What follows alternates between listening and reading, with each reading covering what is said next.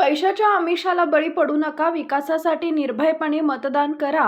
खान आमिर पाशा. प्रभाग क्रमांक 10 मधील मतदारांना उमेदवार खान आमिर पाशा यांचं जाहीर आवाहन.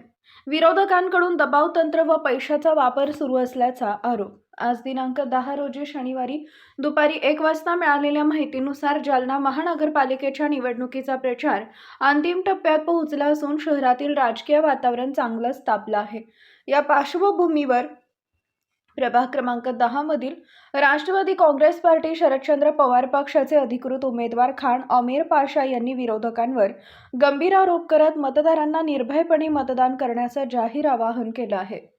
माध्यमांशी संवाद साधताना खान आमिर पाशा म्हणाले की काही धनदांडगे उमेदवार पैशांचा आमिष दाखवून तसेच दबाव तंत्राचा वापर करून मतदारांचं मत वळवण्याचा प्रयत्न करत आहेत. अशा लोकप्रतिनिधी लोकशाही विरोधी प्रवृत्तींना मतदारांनी मतदानातून चोख प्रत्युत्तर द्यावे. विकासामुळे विरोधक अस्वस्थ. प्रभागातील परिस्थितीवर भाष्य करताना त्यांनी सांगितले, गेल्या 5 वर्षात प्रभाग क्रमांक 10 मध्ये रस्ते, पाणीपुरवठा, स्वच्छता आणि मूलभूत सुविधांसाठी मोठ्या प्रमाणावर विकास कामं करण्यात आली आहेत. हा विकास मतदारांना प्रत्यक्ष दिसत आहे. त्यामुळे जनतेचा मिळणारा उत्स्फूर्त प्रतिसाद पाहून विरोधकांच्या पायाखालची वाळू सरकली आहे. याच अस्वस्थतेतून काही जण आता पैशांचा आणि दहशतीचा वापर करत असल्याचा आरोपही त्यांनी केला. लोकशाहीवर घाला घालणाऱ्यांवर कारवाईची मागणी. या कथित गैरप्रकारांवर प्रशासनानं आणि निवडणूक यंत्रणेने कडक लक्ष ठेवावं अशी मागणी करत खान आमिर पाशा म्हणाले, लोकशाहीच्या पवित्र प्रक्रियेला डाग लावण्याचा प्रयत्न करणाऱ्यांवर कठोर कारवाई झाली पाहिजे. जनतेला भावनिक साथ. मतदारांना उद्देशून भावनिक आवाहन करताना ते म्हणाले की निवडणूक ही पैशाच्या बळावर नाही तर जनतेच्या विश्वासावर जिंकली जाते. कोणत्याही आमिषाला किंवा दबावाला बळी न पडता आपल्या सुखदुःखात कायम धावून येणाऱ्या आणि विकासाची दूरदृष्टी असलेल्या उमेदवारालाच आपले बहुमोल मत द्या. खान आमिर पाशा यांच्या या आक्रमक भूमिकेमुळे प्रभाग क्रमांक 10 मध्ये राजकीय चर्चांना चांगलंच उधाण आलं असून निवडणूक लढत अधिक चुरशीची होण्याची चिन्ह दिसत आहेत. महानगरपालिका निवडणूक तोंडावर आली आहे. आपण प्रभाग क्रमांक 10 मधून उमेदवार आहात. आज गाठीभेटी घेतल्या, काय सांगा? जालना शहर महानगरपालिकेची निवडणुका 15 तारखेला पार पडणार आहे आणि याच्यात मी माझा जे प्रभाग आहे, प्रभाग नंबर 10, त्याच्यात मी लोकांची भेटीगाठी घेतली आणि मला चांगला प्रतिसाद भेटत आहे.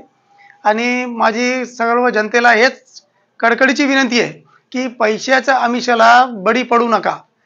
विकास करणाऱ्या माणसाला तुम्ही निवडून द्या. आणि डॉक्टर बाबासाहेबांनी जे कष्ट करून आपल्याला राजे महाराजे बादशाह यांच्या तावडीतून एक मतदानाचा हक वाजवण्यासाठी मुक्त केलंय, तर त्यांच्याकडे लक्ष द्या. परत तुम्ही गुलामीकडे जाऊ नका.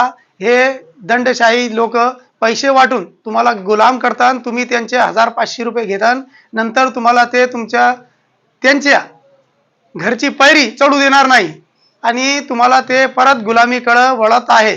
तर माझी सगळ्यांना कळकळीची विनंती आहे की त्यांनी जे डॉक्टर बाबासाहेब आंबेडकरांनी आपल्याला मतदानाचा हक्क दिला और मतपेटीतून राजा निवडायची संधी दिली, तर ते संधीला आपण आपला मत विकून काही वागडू नका, हीच माझी विनंती आहे.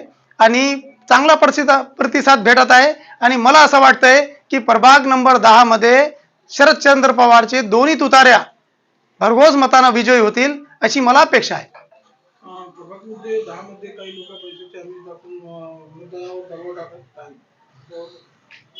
दुसरा, माझी प्रशासनाला विनंती आहे की प्रभाग नंबर 10 मध्ये आमचे विरोधकाची पायाखालची वाळू सरकलेली आहे आणि त्यांनी आता दुसरा भोंगळा कारभार सुरू केलेला आहे. कारण की त्यांच्याकडून काही विकास झाला नाही. ते झोपेतून उठून निवडणुकी लढत आहे आणि गेल्या 15 वर्षापासून या 10 नंबर प्रभागामध्ये माझे काम, माझा विकास आहे आणि त्या विकासासमोर विरोधक टिकत नाही. म्हणून त्यांनी आपले मतदात्याला काही पैशाचा आमिष दाखवून, काही दमदाटी करून त्यांना आपल्याकडे वळण्याचा प्रयत्न चालू आहे. माझी प्रशासनाला ही कळकळीची विनंती आहे की त्यांनी खास कर जालना शहराच्या 10 नंबर प्रभागामध्ये जे पैसे वाटप चालू आहे त्याच्याकडे लक्ष द्यावं आणि कारवाई करावी, ही विनंती.